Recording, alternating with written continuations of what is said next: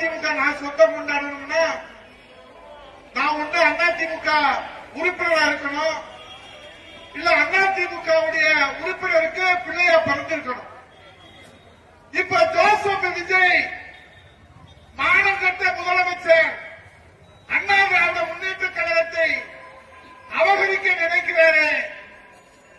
விஜய் அவர்களே, நீங்கள் என்ன அதிமுக உறுப்பினரா இல்ல அதிமுக காரனுக்கு பிறந்தவரா? உங்கள் பிறப்பை இந்த தமிழகத்துக்கு தெரியவில்லை.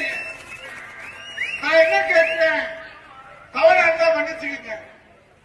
இதுவரைக்கும் தமிழகத்தில் வரலாற்றில் முதலமைச்சராக இருந்தவர்களுடைய தாயும் தந்தையும் யார் என்பது தமிழ்நாட்டு வாக்காளர்களுக்கு நன்றாக தெரியும். எனக்கு என்ன டவுட்னா, இன்னைக்கு 1.5 கோடி பேர் ஓட்டு போட்டு முதலமைச்சர் விஜயை தேர்ந்தெடுத்திருக்கலாம்.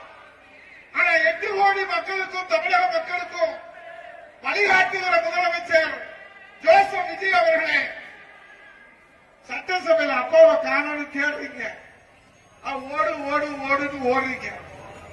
உங்க அப்பா பேரை மட்டும் எங்களுக்கு உங்க பெத்த அப்பாவை கொஞ்சம் சொல்லிட்டு அதிமுகவை அபகரிப்பதற்கு நீங்கள் முயற்சி எடுப்பதற்கு தயாரா? ஒரு விஜய் அல்ல, 1000 விஜய் வந்தாலும் அண்ணா திராவிட முன்னேற்ற கழகத்தை எந்த கோப்பனாலும் அசைக்க முடியாது. அதான் அதிமுக வரலாறு.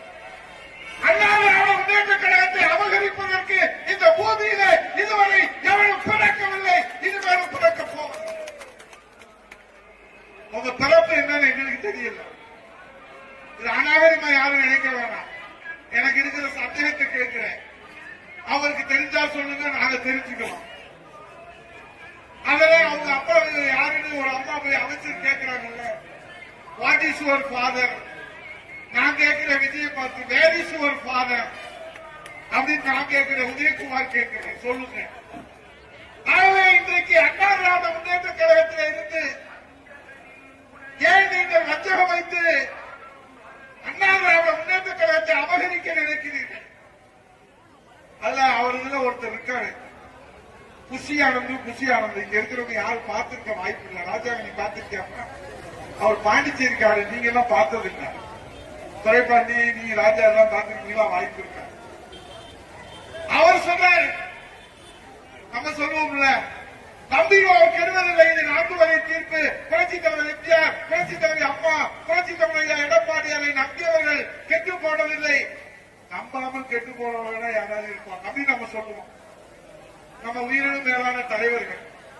குஷி ஆனந்த் ஒரு விழாவில் சொல்றாங்க, நான் முதல்வர் விஜய் அவர்களை அள்ளிக்கிட்டு வந்தது அள்ளிக்கிட்டு போவாங்க எங்க வேலை.